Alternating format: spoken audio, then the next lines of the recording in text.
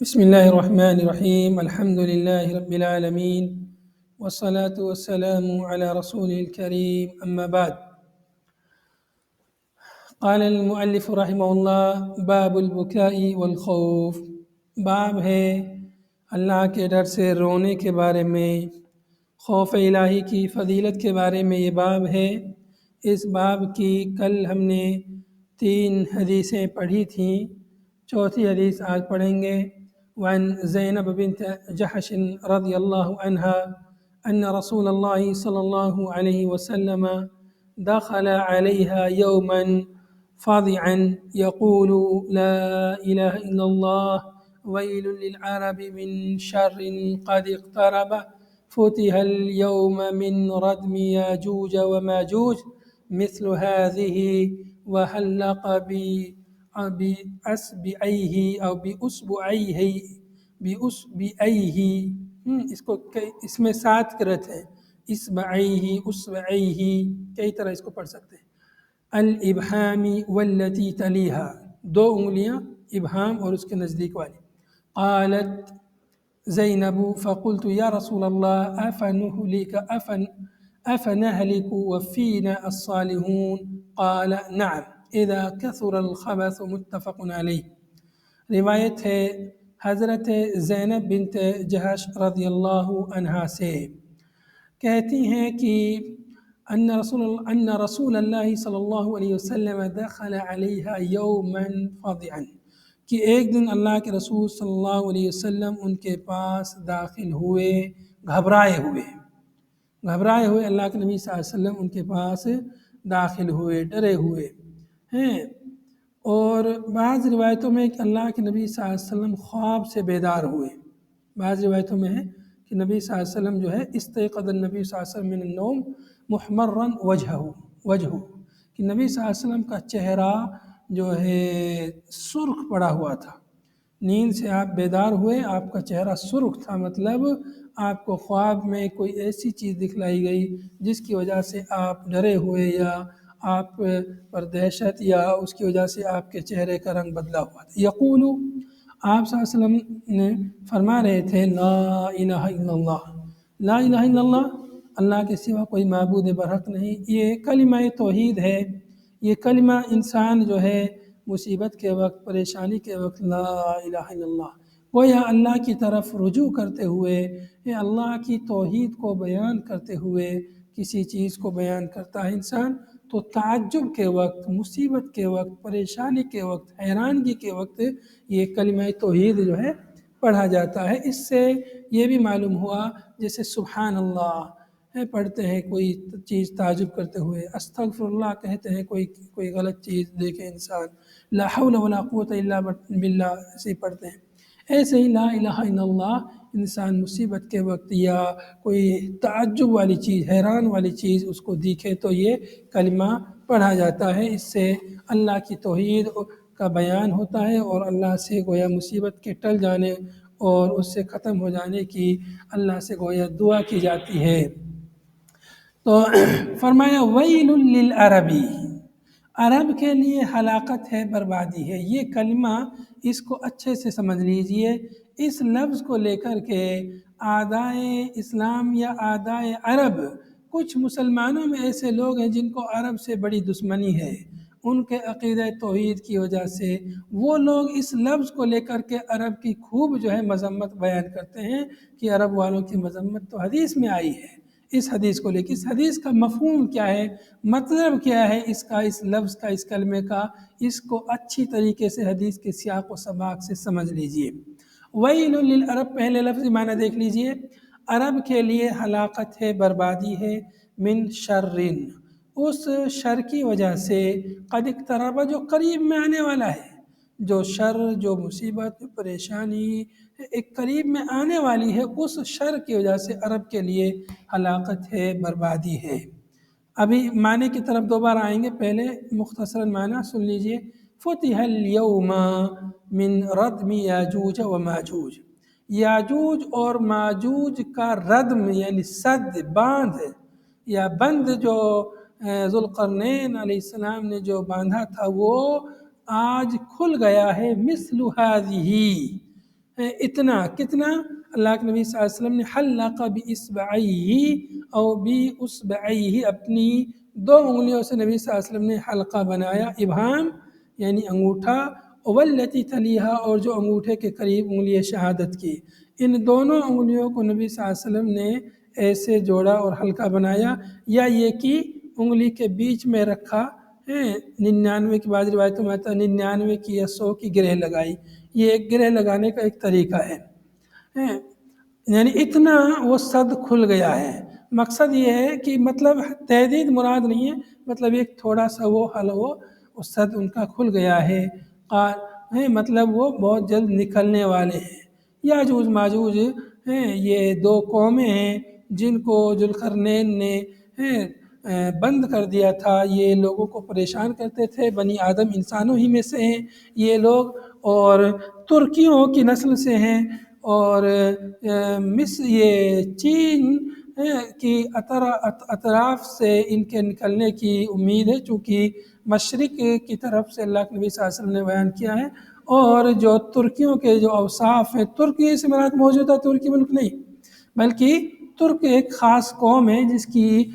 آنکھیں ناک چپٹی ہے اور جن کی آنکھیں جو ہے ابری جیسی رہتی ہیں، اور ان کا خاص ایک چہرہ جیسے چینیوں کا رہتا ہے، اس طرح کے اوصاف ترکیوں کے اوصاف کہلاتے ہیں۔ تو ادھر ہی سائڈ کی یہ نسل ہے یاجوج ماجوج، جن کو بند کر دیا تھا ایک دیوار کے ذریعے۔ لوگ کہتے ہیں کہ یہ دیوار جو ہے چین والی دیوار ہے، واللہ عالم وہی دیوار ہے، کوئی اور ہے، صحیح بات اللہ بہتر جانتا ہے۔ بہرحال یہ دونوں قومیں ہیں جو قیامت سے پہلے نکلیں گی، اور ان کا نکلنا بالضبط اگر کہا جائے تو حدیث کی روح سے سمجھ میں آتا ہے کہ حضرت عیسیٰ علیہ السلام کے نزول کے بعد یہ لوگ نکلیں گے، بلکہ عیسیٰ علیہ السلام دجال کو بھی قتل کر دیں گے، اس کے بعد یہ لوگ نکلیں گے یاجوج ماجوج، زمین میں یہ لوگ فساد پھیلائیں گے، ان کا فساد بہت خطرناک ہوگا، پھر اللہ تعالیٰ ان کے اوپر ایک بیماری بھیجے گا جس کی وجہ سے یہ لوگ ختم ہوں گے۔ تو ان کے فتنے سے یہ قیامت کی بڑی نشانیوں میں سے ہے، اللہ کے نبی صلی اللہ علیہ وسلم نے ان کے فتنے سے آگاہ فرمایا، متنبہ فرمایا ہے، اور تو ان کا فتنہ بڑا خطرناک ہوگا۔ اللہ کے نبی صلی اللہ علیہ وسلم کو خواب میں دکھلایا گیا، جیسا کہ روایتوں میں ایک نیند سے بیدار ہوئے، تو نیند سے بیدار ہوئے نبی صلی اللہ علیہ وسلم کو اتنا فتنہ دکھلایا گیا، تو اس کی وجہ سے اللہ کے نبی صلی اللہ علیہ وسلم کھڑے ہوئے اور آپ نے یہ بات بیان فرمائی، لا الہ الا اللہ ویل للعرب من شر قد اقترب۔ اور آگے فرمایا قالت زینب، حضرت زینب رضی اللہ عنہ، ابھی میں دوبارہ لوٹتا ہوں حدیث کی طرف، ایک بار ترجمہ کر لیجئے، سن لیجئے۔ قالت زینب، حضرت زینب نے فرمایا فقلت یا رسول اللہ، میں نے کہ اللہ کے رسول، افنہلک وفینا الصالحون، کیا ہم لوگ ہلاک ہو جائیں گے اس حال میں کہ ہمارے درمیان نیک لوگ بھی ہوں گے؟ قال، آپ نے فرمایا نعم، ہاں، اذا کثر الخبث، ہاں جب خبث زیادہ ہو جائے گا، منکرات و فحش، بے حیائی، بدکاری، یہ چیزیں جب فسق و فجور زیادہ ہو جائے گا، تب جو ہے اللہ کا عذاب ان کے اوپر آئے گا، تو گرچہ نیک لوگ موجود ہوں پھر بھی جو ہے نیک لوگ بھی ہلاک ہو جائیں گے۔ اب آئیے حدیث کی طرف دوبارہ سے شروع سے دیکھتے ہیں۔ یہاں پر ویل للعرب، عرب کے لیے ہلاکت ہے، بربادی ہے۔ عرب کے لیے کیوں ہلاکت ہے؟ کیوں ہلاکت ہے؟ عرب، اس حافظ ابن حجر رحمۃ اللہ علیہ بیان کرتے ہیں کہ عرب کا ذکر یہاں اس لیے کیا گیا ہے، اللہ کے نبی صلی اللہ علیہ وسلم اس لیے کیا ہے کہ اس وقت مسلمان جو ہے صرف عرب ہی میں تھے، باقی دنیا میں جزیرہ عرب سے باہر بہت کم نادر تھے، تو اس لیے عرب سے مراد مسلمان ہیں، کہ مسلمانوں کے لیے ہلاکت ہے، بربادی ہے اس شر کی وجہ سے جو قریب ہے۔ اب شر سے مراد کیا ہے؟ شر سے مراد حدیث ہی میں موجود ہے آگے کہ اس سے جو ہے یاجوج ماجوج کا شر مراد ہے۔ شر سے 2 باتیں مراد ہو سکتی ہیں، یہ 2 روایتوں میں اس طرح کی بات آتی ہے، ویل للعرب من شر قد اقترب۔ ایک روایت میں اس کے بعد میں یہ یاجوج ماجوج کا ذکر ہے، اور ظاہر سی بات ہے ان کا جو فتنہ فساد ہوگا وہ کوئی شر کم نہیں ہوگا، تو ایک تو مراد شر سے یاجوج ماجوج کا شر مراد ہے، ان کا فتنہ فساد مراد ہے، اور ایک شر سے مراد مسلمانوں کے آپسی فتنے فساد مراد ہیں، جیسا کہ سنن ابی داؤد وغیرہ کی روایتوں میں موجود ہے کہ اللہ کے نبی صلی اللہ علیہ وسلم نے فرمایا ویل للعرب من شر قد اقترب افلح من کف یدہ، جس نے فتنہ فساد میں اپنے ہاتھ کو روک کے رکھا وہ کامیاب ہو گیا، وہ فلاح پا گیا۔ پھر بعض روایتوں میں ہے کہ آپ صلی اللہ علیہ وسلم نے فرمایا کہ وہ شخص جو آدمی یعنی بیٹھا لیٹا آدمی ہے وہ بیٹھے آدمی سے اچھا ہے، جو بیٹھا آدمی ہے وہ کھڑے سے اچھا ہے، جو کھڑا آدمی ہے وہ چلنے والے سے اچھا ہے اور چلنے والا آدمی جو ہے دوڑنے والے سے اچھا ہے۔ تو فتنہ فساد میں آدمی، فتنہ فساد کے جب حالات ہوں، ایسے حالات میں آدمی جتنا زیادہ اپنے آپ کو روک کے رکھے گا، گھر میں بند کر کے رکھے گا، اور فتنے میں جو ہے زبان درازی کرنے سے، اس میں گفتگو کرنے سے، اس میں ہاتھ ڈالنے سے اپنے آپ کو روک کے رکھے گا، فتنے سے اتنا ہی وہ محفوظ رہے گا، کامیاب ہو جائے گا۔ تو یا تو فتنے سے مراد، شر سے مراد مسلمانوں کے آپسی فتنے فساد ہیں، اور خاص طور سے نبی صلی اللہ علیہ وسلم کے بعد میں صحابہ کرام حضرت عثمان رضی اللہ عنہ کی شہادت، اور پھر بعد میں جنگ جمل، جنگ صفین وغیرہ، پھر اور حضرت حسین رضی اللہ عنہ کی شہادت وغیرہ، بہت سارے فتنے رونما ہوئے، یا ان فتنوں کی طرف اشارہ ہے جیسا کہ بعض علماء نے ذکر کیا ہے۔ یہاں پر جو ویل کا لفظ ہے یہ بہت مین ہے۔ ویل، ویل سے کیا مراد ہے؟ ویل کا کیا معنی ہے؟ ویل للعربی، عرب کے لیے، مسلمانوں کے لیے ویل ہے۔ ویل کے تین معنی ہیں۔ ایک تو ویل جہنم کی ایک وادی ہے، ایک ویل کیا ہے؟ جہنم کی ایک وادی۔ ایک ویل کا معنی ہلاکت بربادی کے معنی میں ہے۔ تو ہلاکت بربادی اچھے لوگوں کی بھی ہو سکتی ہے، برے لوگوں کی تو ہوتی ہے، اچھے لوگ بھی جو ہے برے لوگوں کے ساتھ پس جاتے ہیں اس اعتبار سے، یا یہ کہ اچھے لوگ جب برے لوگوں کو منع نہیں کریں گے، امر بالمعروف نہی منکر کا فریضہ انجام نہیں دیں گے، تو برے لوگوں کے ساتھ میں اچھے لوگوں کے اوپر بھی اللہ کا عذاب آتا ہے، اللہ کی پکڑ آتی ہے، اور وہ بھی اس میں ہلاک ہو جاتے ہیں۔ اس معنی میں بھی لے سکتے ہیں ہلاکت اور بربادی کا معنی یہاں پر، لیکن یہاں پر جو تیسرا معنی مراد ہے، تیسرا معنی کیا ہے؟ تیسرا معنی ہے تعجب کا۔ ویل کا لفظ جو ہے تعجب کے لیے بولا جاتا ہے۔ ویل کا معنی تعجب کے وقت، حیرانگی اور پریشانی کے وقت عربی زبان میں یہ لفظ بولا جاتا ہے۔ تو جو پہلا معنی ہے جہنم کی وادی، وہ معنی کسی بھی حال میں مراد نہیں ہو سکتا، اس لیے کہ وہ معنی مراد لیں گے تو عرب کے لیے ہلاکت ہے، عرب میں تو صحابہ کرام بھی ہیں، تو مطلب نعوذ باللہ صحابہ کرام کے لیے جہنم کی وادی ہے، یہ معنی نکلے گا نعوذ باللہ۔ یہ معنی جو ہے شیعہ قسم کے لوگ جو صحابہ کرام پہ اتہام لگاتے ہیں، ایسے لوگ مراد لیتے ہیں۔ تو یہ معنی تو بالکل بھی درست نہیں ہے کہ ویل سے مراد جہنم کی وادی یہاں ہرگز نہیں۔ دوسرا معنی ہلاکت اور بربادی کا معنی ہے، تو وہ ایک عام معنی ہو سکتا ہے اس معنی میں کہ جو بھی یعنی اس شر کو پائے گا، آنے والے شر کو، اس کے لیے وہ ہلاکت اور بربادی ہے۔ لیکن تیسرا معنی ہے تعجب کا، چونکہ یہاں نبی صلی اللہ علیہ وسلم خواب سے بیدار ہوئے، گھبرائے ہوئے نبی صلی اللہ علیہ وسلم آئے تھے، تو آپ نے لا الہ الا اللہ پڑھا، لا الہ الا، اور تو پڑھنے کی جو بات ہے، جو سیاق ہے، جو پس منظر ہے بات کا، وہ حیرانگی اور پریشانی کا پس منظر ہے۔ تو ایسے وقت میں ویل کا لفظ عربی زبان میں بولا جاتا ہے۔ اس کی بہت ساری مثالیں ہیں، جیسے میں آپ کو چند مثالیں دیتا ہوں۔ ایک دفعہ ایک شخص پیدل چل رہا تھا، اللہ کے نبی صلی اللہ علیہ وسلم نے اس سے کہا اپنی سواری پہ سوار ہو جا، تو اس آدمی نے کہا اللہ کے رسول یہ سواری قربانی کی ہے، جانور جو ہے قربانی کا جانور، اس لیے اس پہ سوار نہیں ہو رہا ہوں۔ تو اللہ کے نبی صلی اللہ علیہ وسلم نے اس سے فرمایا ویلک ارکبھا، ویلک تیری بربادی ہو، ارکبھا اس پہ سوار ہو جا۔ تو آپ کا مطلب یہ نہیں تھا کہ تم برباد ہو جاؤ، تم نے میری بات نہیں مانی، بلکہ یہ چیز جو ہے، یہ کلمہ ویل کا کلمہ ایسے وقت میں عرب میں بولا جاتا ہے۔ ایک دوسری مثال میں آپ کو دیتا ہوں۔ ذوالخویسرہ نے جب آپ صلی اللہ علیہ وسلم کی تقسیم پر اعتراض کیا تو آپ نے فرمایا ویلک من یعدل ان لم اعدل، تیری ہلاکت و بربادی ہو، اگر میں انصاف نہیں کروں گا تو کون انصاف کرے گا۔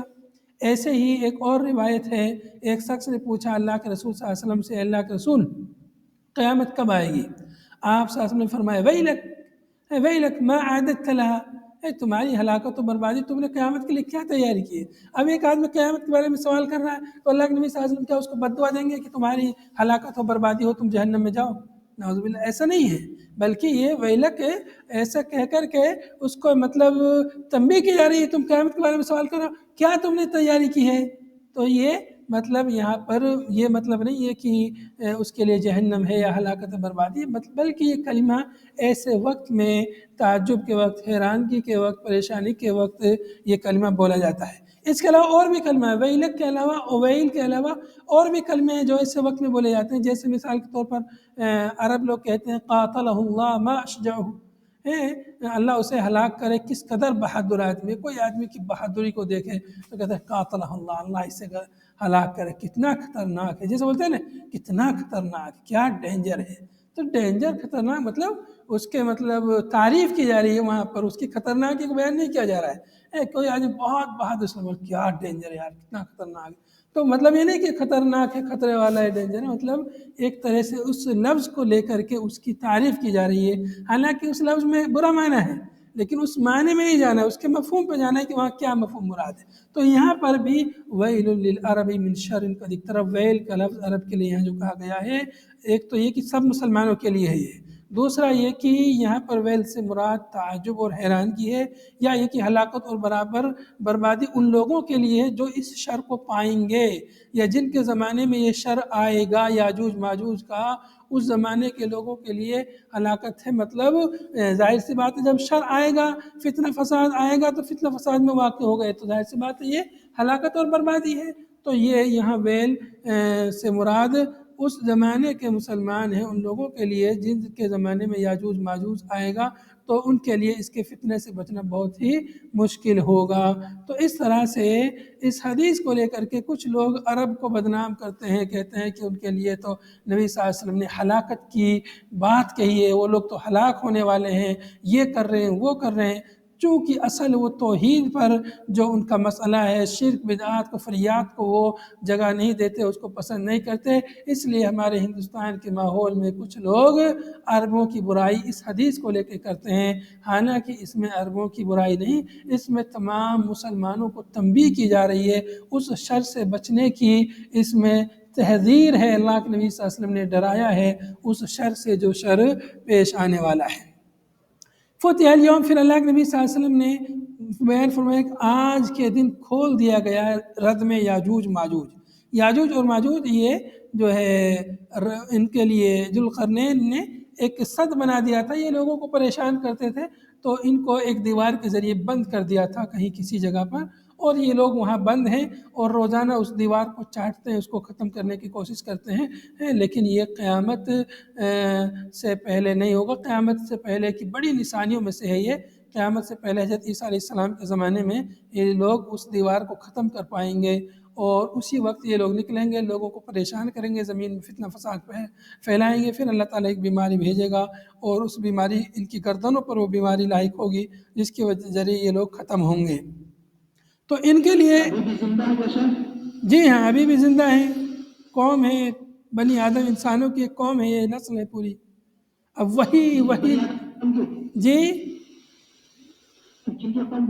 انسانوں ہی میں سے، بنی آدم ہی میں سے یہ دو قومیں ہیں یاجوج ماجوج. ان کی بھی نسل ہے، کہاں پر چھپی ہیں وہ اللہ بہتر جانتا ہے، لیکن حدیث سے معلوم ہوتا ہے کہ مشرق کی سمت میں. مشرق سے مراد جو ہے جیسے ترک کے بارے میں آتا ہے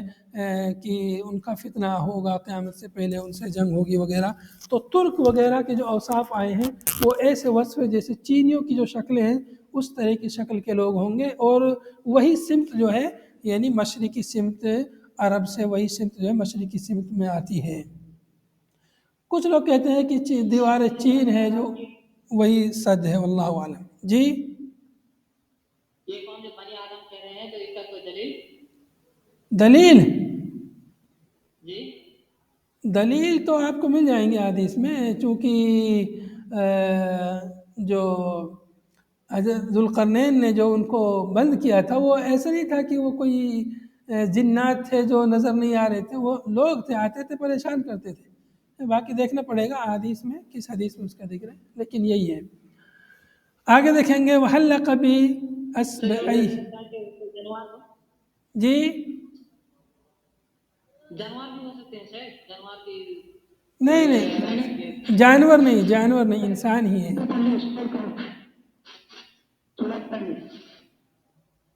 جانور نہیں ہے، انسان ہے. جی ام المومنین زینب بنت جحش ام المومنین نبی صلی اللہ علیہ وسلم کی بیوی ہیں. وحلق، آگے دیکھیں گے نبی صلی اللہ علیہ وسلم نے حلقہ بنایا اپنی 2 انگلیوں کے ذریعے، ابہام انگوٹھے کے ذریعے اور انگوٹھے کے پاس جو شہادت کی انگلی اس کے ذریعے، دونوں کے ذریعے حلقہ بنایا، گول دائرہ بنایا کہ اتنا ان کا صد کھل گیا ہے. مطلب یعنی بہت کم ابھی ان کا صد کھلا ہے. قالت زینب رضی اللہ عنہ فرماتی ہے فقلت یا رسول اللہ افنہلک وفینا الصالحون، جب اللہ کے نبی صلی اللہ علیہ وسلم نے یہ بات بیان فرمائی تو ام المومنین زینب بنت جحش رضی اللہ عنہ نے سوال کیا اللہ کے رسول کیا ہم لوگ ہلاک ہو جائیں گے، ہم حالانکہ ہمارے درمیان نیک لوگ ہوں گے، افنہلک کیا ہم ہلاک ہوں گے، وفینا الصالحون حالانکہ ہمارے درمیان ہلاک لوگ ہوں گے۔ تو اس کا مطلب یہ ہے ان کا تواضع تھا، اس طرح انداز میں سوال کر رہی ہیں، اپنے آپ کو نیک نہیں کہہ رہی ہیں، ایک عام بات کہہ رہی ہیں کہ ہمارے درمیان نیک لوگ ہوں پھر بھی ہم ہلاک ہو جائیں گے۔ تو چونکہ نیک لوگوں کا ہونا یہ بھی اپنے آپ میں بہت سارے فتنہ فساد کو روکے رکھتا ہے۔ قرآن پاک میں بھی اللہ تعالیٰ نے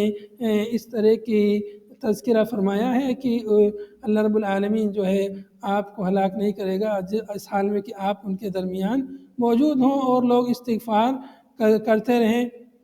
تو اللہ تعالیٰ ہلاک نہیں کرے گا۔ وما كان الله ليعذبهم وانت فيهم، قرآن پاک سورہ انفال میں آیت نمبر 33 میں ہے وما كان الله ليعذبهم وانت فيهم، اللہ تعالیٰ انہیں ہلاک نہیں کرے گا اس حال میں کہ آپ ان کے درمیان موجود ہوں۔ وما كان الله معذبهم وهم يستغفرون، اور اللہ تعالیٰ ان کو عذاب نہیں دے گا اس حال میں کہ وہ استغفار کرتے رہیں گے۔ تو نیک لوگ استغفار کرتے رہتے ہیں، اللہ سے گناہوں کی معافی مانگتے رہتے ہیں، تو اس لیے حضرت زینب رضی اللہ عنہ نے یہ سوال کیا کہ کیا ہم لوگ ہلاک ہو جائیں گے، ہمارے درمیان نیک لوگ ہوں گے، اللہ تعالیٰ تو جو ہے نیک لوگوں پر عذاب نہیں دیتا ہے۔ تو آپ صلی اللہ علیہ وسلم فرمائے نعم، ہاں اذا کثر الخبث، نیک لوگ ہونے کے باوجود بھی کب ہلاک ہوں گے، جب خبث زیادہ ہو جائے گا۔ خبث زیادہ ہو جائے گا مطلب کیا ہے کہ فسق و فجور، بے حیائی، بدکاری، دیکھیں نیچے معنی دیا ایک نمبر فواحش والفسوق ہے، فحش، زناکاری، بدکاری، بے حیائی جب زیادہ ہو جائیں گی تو نیک لوگ ہونے کے باوجود ان کے اوپر اللہ کا عذاب آئے گا۔ پھر باقی لوگ جو ہے اپنے اعمال کے حساب سے پھر ان کو اللہ رب العالمین اٹھائے گا، جیسے ان کے عمل ہوں گے اسی حساب سے اللہ رب العالمین ان کو اٹھائے گا۔ اگلی حدیث دیکھیں گے، وعن ابی عامر رضی اللہ عنہ او ابی مالک الاشعری قال سمعت رسول اللہ صلی اللہ علیہ وسلم يقول ليكونن من امتی اقوام يستحلون الخز والحریر والخمر والمعازف۔ حضرت ابو مالک اشعری ابو عامر سے مروی ہے، کہتے ہیں کہ میں نے رسول اللہ صلی اللہ علیہ وسلم کو فرماتے ہوئے سنا لَيَكُونَنَّ مِنْ أُمَّتِي أَقْوَامٌ يَسْتَحِلُّونَ الْحِرَّ وَالْحَرِيرَ الْخِزَّ وَالْحَرِيرَ، دونوں طرح روایتوں میں آتا ہے، ابھی آگے اس کی تفصیل آ رہی ہے۔ آپ سے فرمایا لَيَكُونَنَّ، ضرور بضرور ہوں گے میری امت میں اقوام، کچھ لوگ، کچھ قومیں ایسی ہوں گی، کچھ لوگ ایسے ہوں گے، کچھ فرقے ایسے ہوں گے یستحلون، جو حلال سمجھیں گے۔ استحلال کہتے ہیں کسی حرام چیز کو حلال سمجھنا، حلال چیز کو اس کی تعویل کر کے اس کو حلال سمجھ لینا۔ میری امت میں کچھ لوگ ایسے ہوں گے، کچھ قومیں ایسی ہوں گی جو حلال سمجھیں گے الخز، خز کو، والحریرہ، اور حریر کو۔ خز کہتے ہیں ہلکا ریشم، اور حریر تو ریشم ہی کو کہتے ہیں، مطلب ریشم کے کپڑے، اور خز مطلب نرم، یہ ہلکا پھلکا ریشم، تھوڑا بہت ریشم ہے مکس ہے تو وہ خز ہو گیا۔ تو میری امت کے کچھ لوگ ہیں جو ہلکے ریشم کو حلال سمجھیں گے اور ریشم کو حلال سمجھیں گے۔ ریشم مطلب یہ مردوں کے لیے اس کا استعمال جائز نہیں ہے، عورتوں کے لیے تو جائز ہے، تو مرد بھی اس کو اپنے لیے حلال سمجھیں گے، اس کو استعمال کریں گے، اس کے کپڑے پہنیں گے۔ والخمر، اور خمر، شراب کو حلال سمجھیں گے کچھ لوگ، خمر کا نام بدل دیں گے، اس کو کسی اور نام سے پکاریں گے، مشروب وغیرہ کا نام دے کر کے اس کو پئیں گے۔ والمعازف، اور معازف لہو و لعیب، موسیقی کے سامان جو ہے یہ سب معازف کہلاتے ہیں۔ موسیقی، گنا، مزمار وغیرہ جو آلات لہو و لعیب ہیں یہ سب معازف ہیں۔ تو لہو و لعیب، موسیقی، گانے وغیرہ کی جو چیزیں ہیں ان کو لوگ، میری امت کے کچھ لوگ حلال سمجھیں گے۔ جیسا کہ آپ دیکھ رہے ہیں کہ گانے کے لیے جو چیزیں استعمال کی جاتی ہیں، گانے کے ساتھ میں مزمار ہے، موسیقی ہے، ڈھول تاشے وغیرہ جو سب آلات ہیں وہ سب معازف میں داخل ہیں۔ تو ان کو کچھ لوگ حلال سمجھیں گے، جیسے کہ آپ دیکھتے ہیں بدعتیوں کو قوالی کے وقت میں سب بجاتے رہتے ہیں، وہ سب معازف ہیں، ان کو وہ لوگ حلال سمجھتے ہیں۔ تو حرام چیز کو حلال سمجھنا یہ اکبر الکبائر میں سے آتا ہے، اور بسا اوقات انسان کو دین سے باہر کر دیتا ہے، چونکہ حلال کو حرام کرنا، حرام کو حلال کرنا یہ صرف اور صرف اللہ کے لیے ہے اس کا حق، اور کسی کو اس کا حق نہیں ہے۔ یہاں تک کہ اللہ کے نبی صلی اللہ علیہ وسلم کے لیے بھی یہ حق نہیں ہے کہ آپ صلی اللہ علیہ وسلم کسی حلال کو حرام کر دیں یا حرام کو حلال کر دیں۔ یا ایھا النبی لما تحرم ما احل اللہ، اللہ کے نبی صلی اللہ علیہ وسلم نے شہد کو اپنے لیے منع کر لیا تھا، تو اللہ نے فرمایا اے اللہ کے نبی آپ کیوں جو ہے حلال چیز کو حرام قرار دیتے ہیں، حالانکہ آپ نے حلال کو حرام کیا نہیں تھا، صرف اپنے لیے منع کیا تھا۔ جب آپ نے اپنے لیے منع کیا تھا تو لوگ حرام سمجھ لیتے، تو اس لیے اللہ تعالیٰ نے اللہ کے نبی صلی اللہ علیہ وسلم کو اس سے منع کر دیا۔ اور جو عیسائی اور یہودیوں کو جو کے بارے میں اللہ تعالیٰ نے قرآن پاک میں ان کے بارے میں جو کہا ہے کہ وہ لوگ جو ہے اپنے احبار کو، اپنے علماء کو ان لوگوں نے رب بنا لیا تھا۔ تو ایک صحابی جو یہودی سے، عیسائی سے یا یہودی سے جو مسلمان ہوئے، تو اس نے کہا اللہ کے رسول ہم نے رب تو نہیں بنایا تھا اپنے علماء کو، تو اللہ کے نبی صلی اللہ علیہ وسلم نے فرمایا کیا ایسا نہیں ہے کہ تم لوگوں نے ان کی حلال کی چیزوں کو حلال سمجھ لیا، جس کو انہوں نے حلال کیا، جس کو حرام کیا اس کو حرام سمجھ لیا؟ تو بولا ہاں ایسا ہی ہے۔ تو بولا کہ یہی رب بنانا ہے، اس لیے کہ حرام کرنا کسی چیز کو یا حلال کرنا یہ صرف رب کا اختیار ہے اور کسی کا اختیار نہیں ہے۔ اس چیز کو اللہ تعالیٰ نے قرآن پاک میں یوں بیان فرمایا اتخذوا احبارهم ورهبانهم اربابا من دون اللہ۔ بہرحال تو اللہ کے نبی صلی اللہ علیہ وسلم نے یہ پیشین گوئی فرمائی ہے، اور یہ گویا کی علامات ہے، ان علامات نبوت میں سے یہ ایک علامت ہے، ایک دلیل ہے کہ میری قوم میں سے لوگ ہوں گے جو خز کو، حریر کو، خمر کو، معازف کو حلال سمجھ لیں گے۔ بعض نسخوں میں حر کا لفظ ہے، الحر والحریر، حر کا معنی ہوگا زنا کے معنی میں، جو زنا کو حلال سمجھ لیں گے، جیسے مطلب مختلف تعویلوں کے ذریعے، جیسے حلالے کے ذریعے زنا کاری ہوتی ہے حلالے کے نام پر، اس کو لوگ حلال سمجھ لیتے ہیں حالانکہ وہ حرام ہے۔ تو یہ جو ہے زنا کو، جیسے متعہ ہے، متعہ بھی ایک قسم کا زنا ہے، تو وہ نام بدل کر کے ایک ہیلے بہانے کے ذریعے اس کو حلال سمجھتے ہیں۔ تو یہ چیز اللہ کے نبی صلی اللہ علیہ وسلم اس کی پیشین گوئی فرمائی ایسا ہوگا میری امت میں۔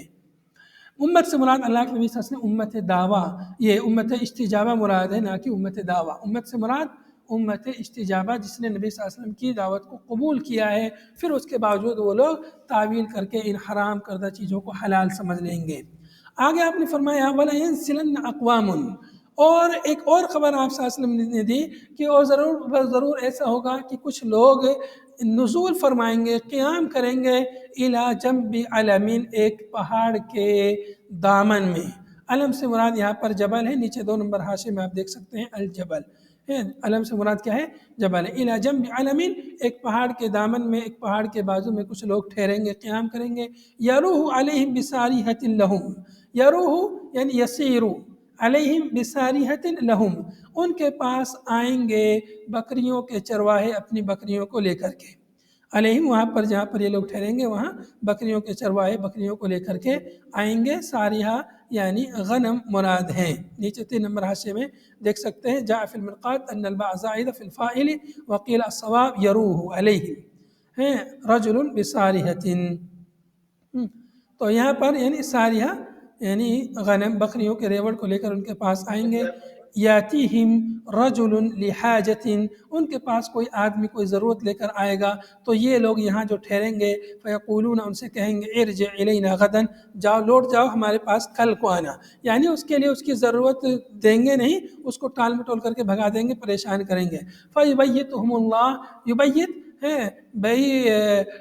یبیت کا معنی ہے رات میں، رات گزارنا، تو یبیتہم اللہ، اللہ تعالیٰ ان کو رات میں پکڑ لے گا، مطلب ان پر